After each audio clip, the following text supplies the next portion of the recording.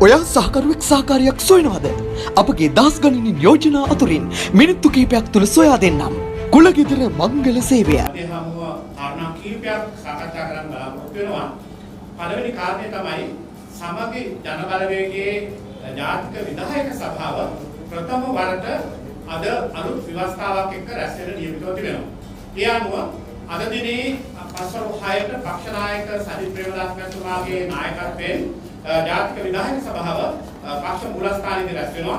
අපි බලාපොරොත්තු වෙන්නේ කාරණා කීපයක් පිළිබඳව එහිදී සාකච්ඡා කරලා තීරණය කරන්න. එක තමයි නව සංශෝධිත ව්‍යවස්ථාව අනුමත කිරීම.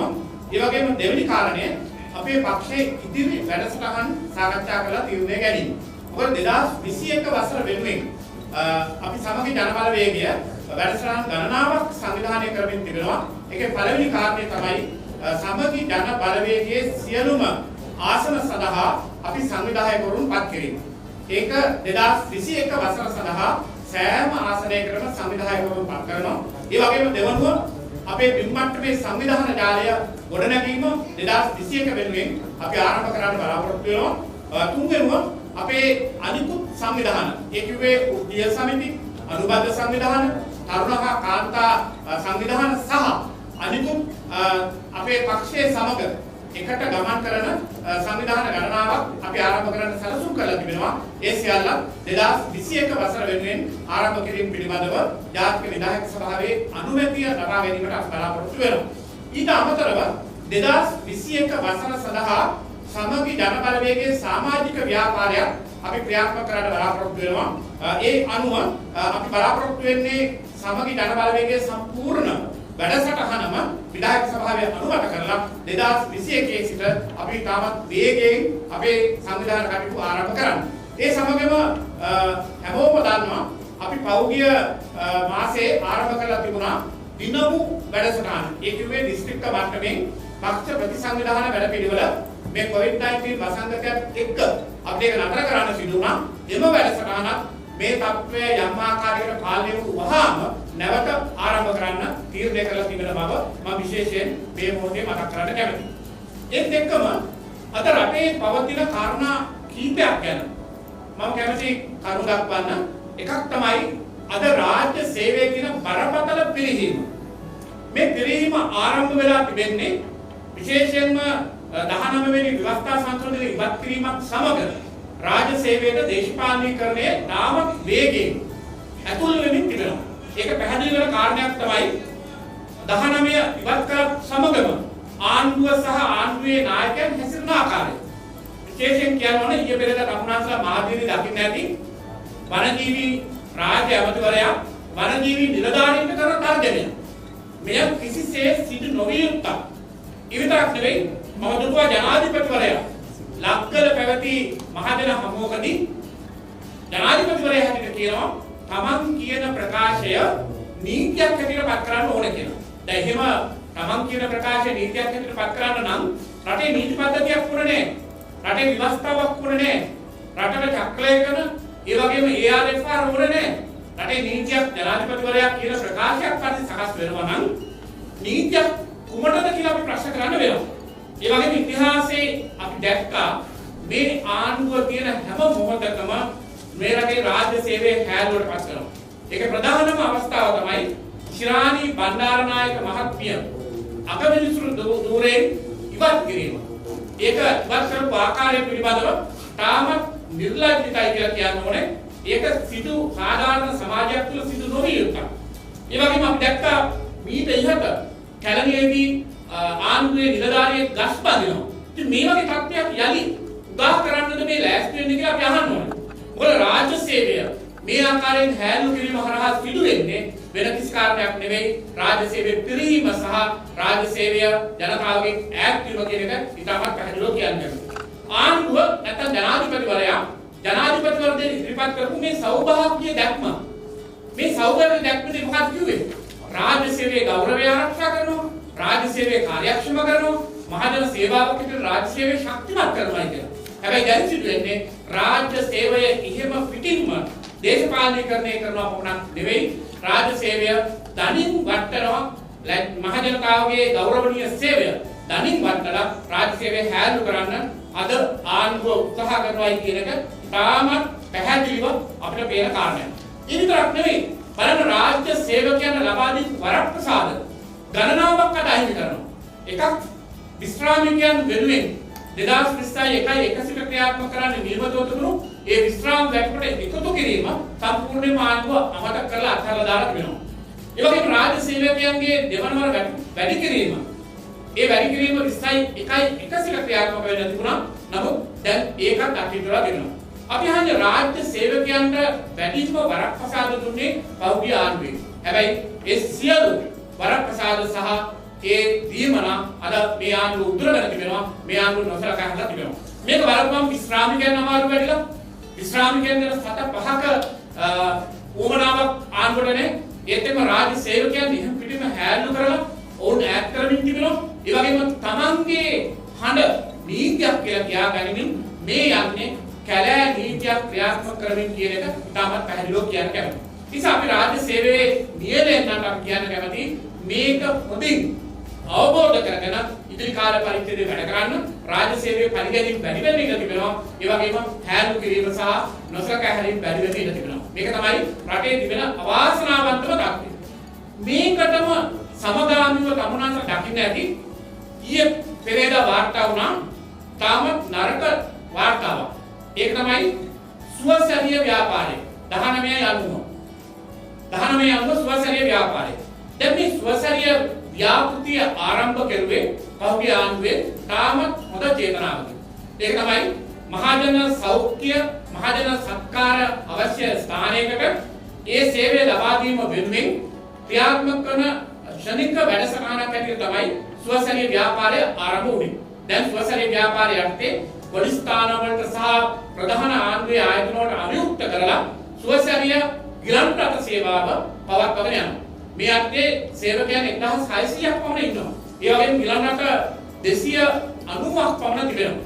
මේ සේවය කොයිතරම් වැදගත්ද කියන එක අපට අවබෝධ වෙන්න හොඳම අවස්ථාව ලැබුණේ පසුගිය දවස්වල COVID-19 වසංගතයේ පැමිණීම සමග. මේ COVID-19 වසංගතයත් එක්ක ඒ අපහසුතාවයට සහ රෝගාතුර වෙන ජනතාව රෝහල කරා ගෙන එන්න සුවසැරිය ව්‍යාපාරයේ මොනතරම් කැපවීමක් හා සේවයක් සිදු වුණාද? ඒ සේවය කරන අය අවදානම බාර අරගෙන ඒ අවදානම හරහා තමන් නොසලකා ජනතාව වෙනුවෙන් මොනතරම් කැපවීමක් කළාද කියන එක ඉතාමත් පැහැදිලියි. මේ සුවසැරිය ව්‍යාපාරය ගේන මොහොතේ කරපු කතා තමුණාට මතකයි. ඒ කාලේ විමල් වීරවංශ වත්මන් ඇමතිවරයාම කිව්වේ මේක ඉන්දියානු රෝවත්තු සේවය නියෝජිතයන් මේ ඉන්නේ කියලා. ගිලනට පදවන්න ඉන්දියානු පුරවැසියන් එනවා කියලා කිව්වා. මේක ඔත්තු සේවාවක් මේක රටට භයානකයි හානි කරයි කියලා තමයි සුවසැරිය ව්‍යාපාරය කියලා කිව්වේ.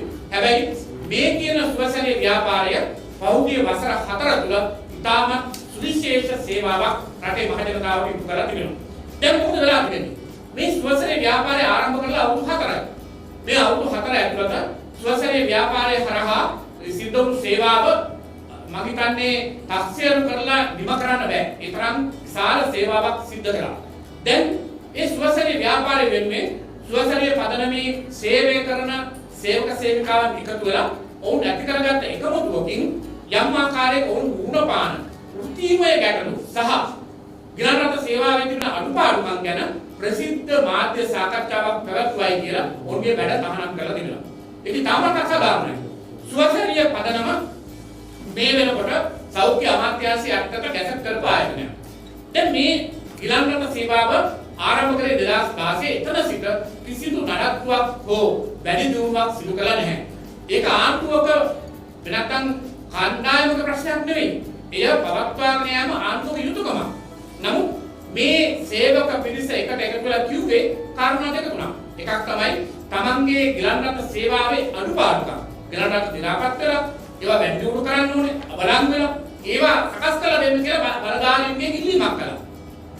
ඒ විතරක් නෙවෙයි මේ අවදානම යටතේ COVID-19 වසංගතයත් එක්ක ඔවුන් හැසිරෙන ව්‍යාකරණ ආකාරයෙන් ඔවුන්ගේ ආරක්ෂාව වෙනුවෙන් සනීප ආරක්ෂාවට ඒ වගේම ඔවුන්ගේ සේවයේ ආරක්ෂාව වෙනුවෙන් ආරක්ෂිත උපකරණ ලබා දෙන්න ආරක්ෂිත ක්‍රියාදාමයක් ගන්න කියලා තමයි ඔවුන් ඉල්ලුවේ.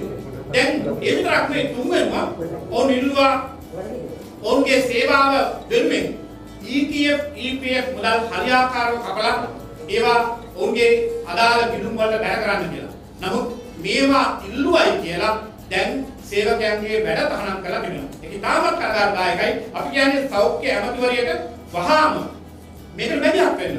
මේ ගිලන්රත් සේවාව සුවසරිය ඉතාමත් සුවිශේෂ වැඩ කොටසක් ඉෂ්ට කරපු කැපවීමෙන් වැඩ කරපු මේ මොහොතේ ඉතාමත් අත්‍යවශ්‍ය සේවාවක්.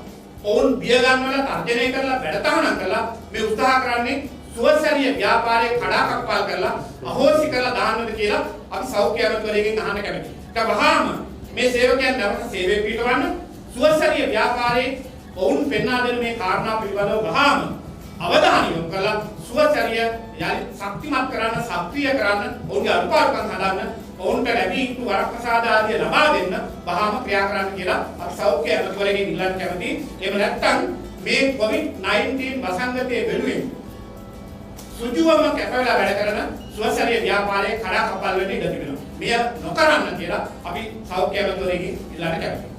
ඒත් එක්කම COVID-19 වසංගතයත් එක්ක තාමත් පීඩාකාරී තත්ත්වයට පත් වෙච්ච තවත් අංශ ගණනාවක් තිබෙනවා. ඒකේ විවිධ අංශ සඳහා සහන ලැබුණා. ඒ වගේම විවිධ අංශ සඳහා යම් යම් ආකාරයක පෙරබින් තිබුණා. නමුත් මේ රටේ පාසල් පද්ධතියේ විශාල අවධානයක් යොමු විය යුතු ජාත්‍යන්තර පාසල් පද්ධතියේ අධ්‍යාපනය ලබන දරුවන්ට සහ ඔවුන්ගේ දෙමව්පියන්ට COVID-19 වසංගතයේ මේ දීලා දෙන කිසිම සහනයක් ලැබිලා නැහැ. පළවෙනි කාරණය තමයි COVID-19 වසංගතයත් එක්ක මුළු මහත් සමාජයේම ජන ජීවිතේටම මේ බලපෑම එල්ල වුණේ. එහෙමනම් ජාත්‍යන්තර පාසල් පද්ධතියේ තිබෙනවා 200ක් පමණ පාසල් දරුවන් 50000කට වැඩිය ඒ පද්ධතිය අධ්‍යාපනය ලබනවා. ඒ අය විශාල මුදල් ප්‍රමාණයක් ඇත්තටම මේ ජාත්‍යන්තර පාසල් වලට ගෙවනවා. අද ප්‍රගතියක් නැති තත්ත්වයකට පත් වෙලා තිබෙනවා සමහර ජාත්‍යන්තර පාසල්. ලේබලේ ජාත්‍යන්තර නමුත් ප්‍රගතියක් නැහැ. ඒ අය විවිධ මිල ගණන් ගෙවනවා. විශේෂයෙන්ම කාර්තුවකට රුපියල් 1,75,000 ලක්ෂ 2.5 මෙහෙම ගෙවනවා දරුවෙක් වෙනුවෙන් දෙමාපියන්. මේක තාමත් බරපතලයි. දැන් ප්‍රශ්නේ තියෙන්නේ ඒක නෙවෙයි. ප්‍රශ්නේ තිබෙන්නේ ජාත්‍යන්තර පාසල් පද්ධතිය මේ COVID-19 වසංගතය නිසා බහලා තිබෙනවා. ඒ බහලා තිබෙන ඒ පාසල් පද්ධතියේ අධ්‍යාපනය ලබන දරුවන්ට කිසිදු සහනයක් මේ ජාත්‍යන්තර පාසල් පද්ධතියේ ගාස්තු වලින් ලබා දීලා නැහැ.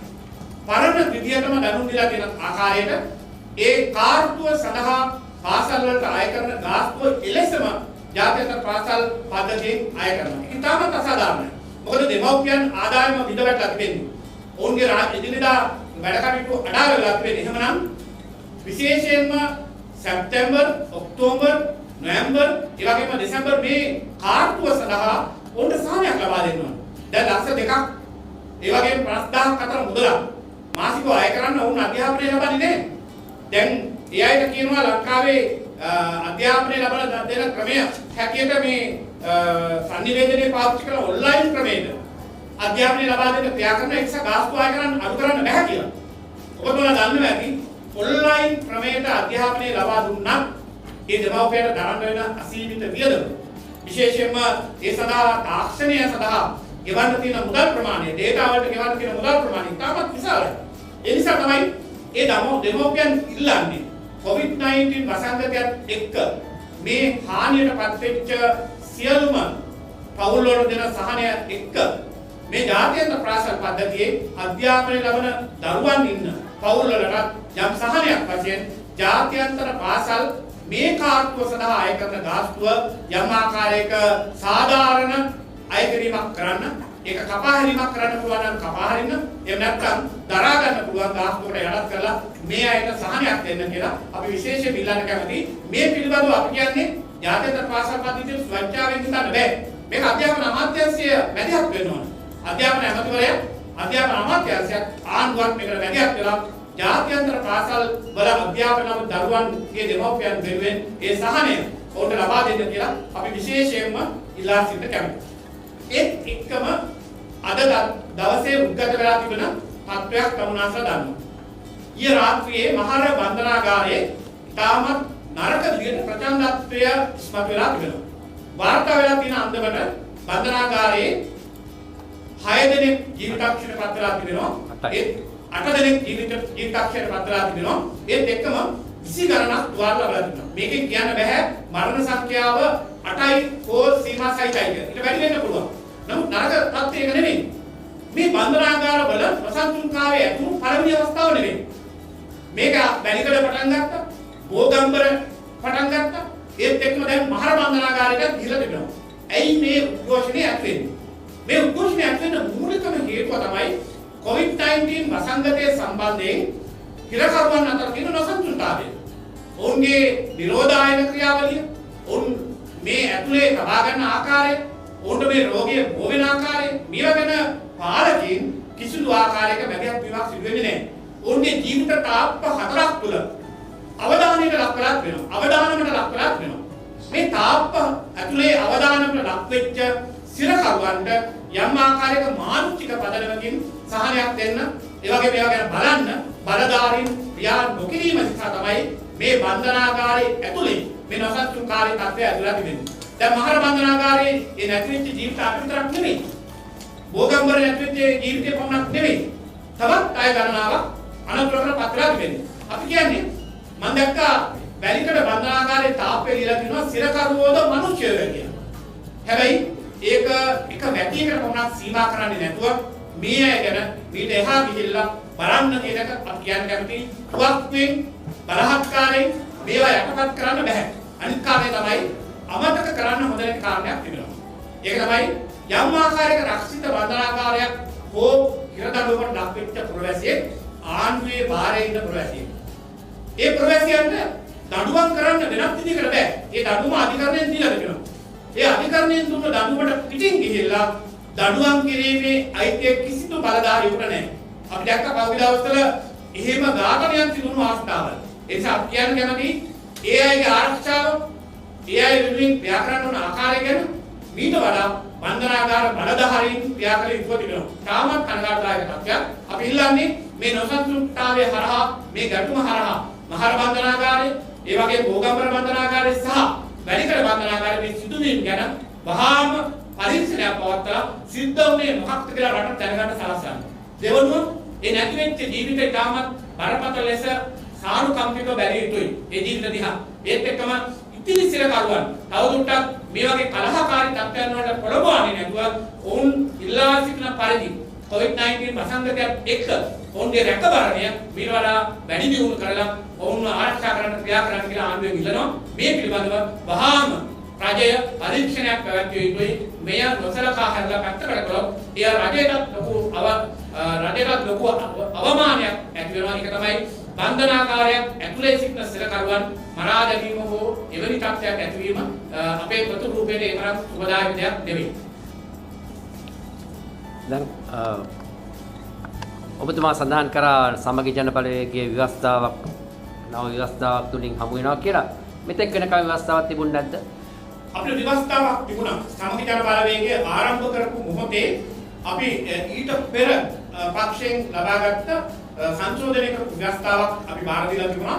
දැන් ඒ ව්‍යවස්ථාවට සංශෝධන ගණනාවක් ඉවත් කරලා තිබෙනවා. ඒ අනුව සමගි ජන බලවේගයටම ආවේනික වෙච්ච නව සංශෝධන සහිත ව්‍යවස්ථාවක් තමයි අපි අද දිනේ සම්මත කරන්න බලාපොරොත්තු වෙන්නේ. ඒ අනුව අපි මේ ව්‍යවස්ථාව සම්මත කරන්නේ ඉදිරියේ 2021 අපේ වැඩ පිළිවෙල ක්‍රියාත්මක කිරීම සඳහා පමණක් නෙවෙයි, නව නිලධාරීන් පත් කරන්න ඕනේ. අපේ තීරණ ගන්න ආයතන ටික සකස් කරන්න තිබෙනවා. ඒත් එක්කම නීතිමය රාමුව ශක්තිමත්ව සකස් කරන්න තිබෙනවා. ඒ නිසා තමයි සංශෝධන සහිතව අපි අලුත් ව්‍යවස්ථාවක් හැටියට සමගි ජන බලවේගයටම ආවේනික වෙච්ච ව්‍යවස්ථාවක් සම්මත කරන්න බලාපොරොත්තු වෙන්නේ. දැන් නව නිලධාරි මණ්ඩලයක් ඉන්නවා කියලා කිව්වා. එතකොට මේ නිලධාරි මණ්ඩලය ඇතුලේ ඩයනා ගමගේ නෝනක් ඉන්නවද? ඩයනා ගමගේ මහත්මිය සමගි ජන බලවේගයේ සමාජිකත්වයේ අත්විඳව සමාජිකාවක්. ඇය කොහොමද සමගි ජන බලවේගයේ උපලේකම්තුරෙන් ඉල්ලා අසුලා තිබුණේ. ඒ නිසා ඇය මේ නිලධාරි මණ්ඩලයට අදාළ නැහැ. මොකද අපි පත් කරන්න බලාපොරොත්තු වෙන අද සම්මත කරන ව්‍යවස්ථාවේ ඒ වගන්ති එක්ක පක්ෂ නායක සජිත් ප්‍රේමදාස මහත්මයා සහ ඒ තීරණ ගන්න අදාළ වන කණ්ඩායමකට එකතු වෙලා ඒ ආයතන එකතු වෙලා අලුත් නිලධාරීන් 2021 වර්ෂයේ වෙනුවෙන් පත් කරන්න නියමිතව තිබෙනවා. දැන් 20 වෙනි සංශෝධනයේ සහයෝග දුන්න පිරිසව ඉවත් කරනවා කිව්වා. දැන් ඉවත් කළාද නැත්නම් මොකක්ද ඒ වැඩ පිළිවෙලද? ඒකට පියවර කීපයක් තිබෙනවා. එකක් තමයි පක්ෂ ව්‍යවස්ථාවට අනුව කටයුතු කරන්න ඕනේ අපි. ඒ ව්‍යවස්ථාවට අනුව ඒ සඳහා බැඳී සිටින්නේ ඩයනා ගමගේ මහත්මියගේ විනය පරීක්ෂණය පමණයි. මොකද ඇය තමයි සමගි ජන බලවේගයේ සමාජිකාවක් හැටියට ඉන්නේ. ඒ නිසා ඇයට විරුද්ධව මේ වෙනකොට පියවර කිහිපයක් අරගෙන තිබෙනවා. එකක් තමයි පක්ෂ නායක සජිත් ප්‍රේමදාස මැතිතුමා ඇයගේ සමාජිකත්වයේ වහාම ක්‍රියාත්මක කර පරිදි අත්විඳලා තිබෙනවා.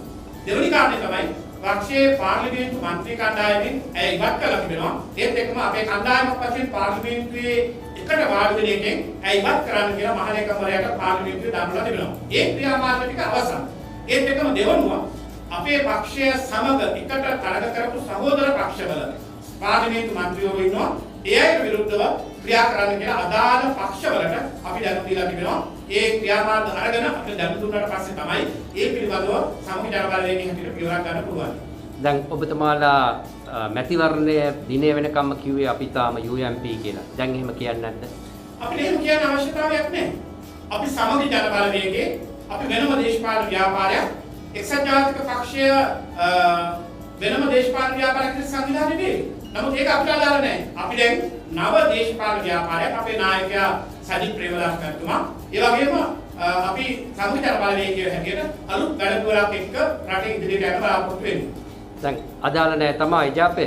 නමුත් දැන් එජාපයේ රනිල් මහත්තයා ඔබතුමාගේ අතිජාත හිතවතා දැන් ආයේ පාර්ලිමේන්තුවට යන්න හදනවා කියලා කියනවා. නිකන් හිතන්නේ මොනවද ඒ විදිහට? රනිල් වික්‍රමසිංහ මහතා සමග මම වසර 35ක් විතර වැඩ කරලා තිබෙනවා.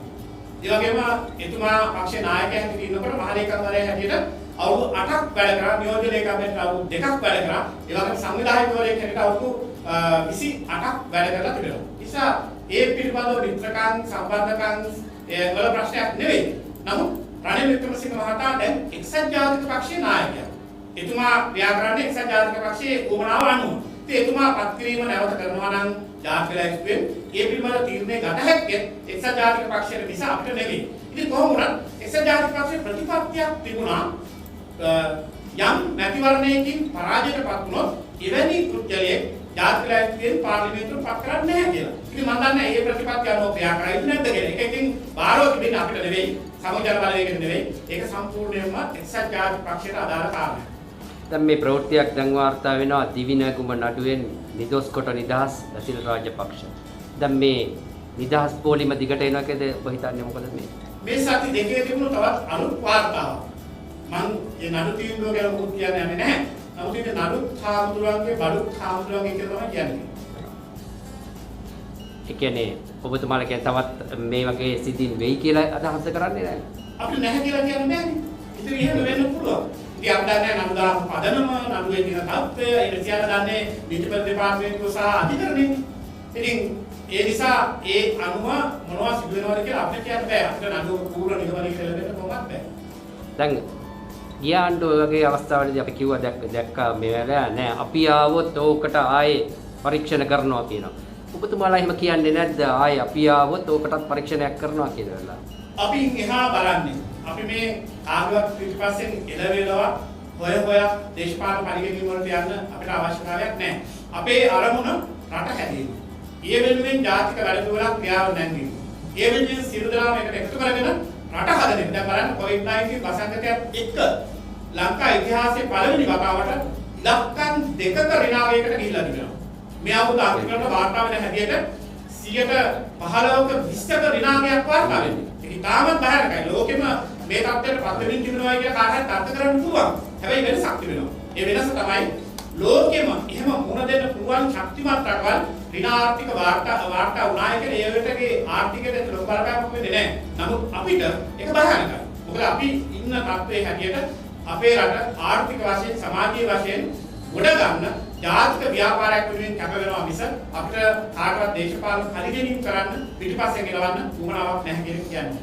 ඒත් මේ 2015 ආණ්ඩුව දේශපාලන පරිගණීම් අරන් තියනවා නේද ඒගොල්ලන්ගේ මේ නිදහස් වේගන යන්නේ ඒ ගත්ත පරිගණීම් වල කොටස් නේද? 2015 ආණ්ඩුව ගත්ත ක්‍රියාමාර්ග ගැන මම සඳහන් කරන්න යන්නේ නැහැ. මොකද ඒ සියල්ල හරි හෝ වැරදි හෝ කියන්න මම කැමති නැහැ. මොකද මම ඒ ආණ්ඩුවේ සමාජිකයෙක් හැටියට හිටියේ නැහැ. එක දෙක තමයි ඒ ගැන මම යමක් ප්‍රකාශ කිරීම සුදුසු නැහැ කියලා මම හිතනවා.